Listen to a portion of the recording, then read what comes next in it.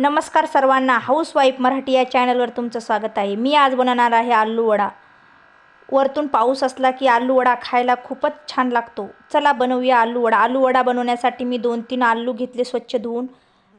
पातेल्यामध्ये 1 glass पाणी घेतलं।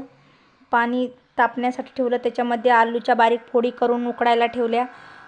बघा किती छान आलूला उकळी आली। आलू खूप छान शिजलेत, नरम झालेत।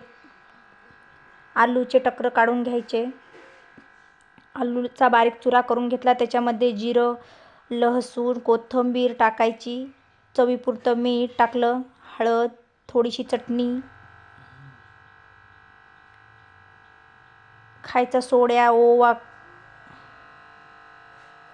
ओवा टाकायचा। व्यवस्थित मिक्स करून घ्यायचं। त्याचे बारीक बारीक असे गोळे बनवून घ्यायचे।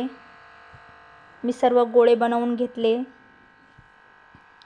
हे आलू वडे खूप छान लागतात खायला। एका दुसऱ्या भांड्यामध्ये 1 वाटी बेसन, कोथिंबीर, खायचा सोडा, चवीपुरतं मीठ, ओवा टाकून घेतला। याची पाणी टाकून बारीक पेस्ट बनवून घ्यायची मस्त। कढईमध्ये तेल ठेवायचं तापण्यासाठी। तेल तापल्यानंतर आलू गोळे केलेले बेसनमध्ये बुडवायचे, कढईमध्ये सोडायचे।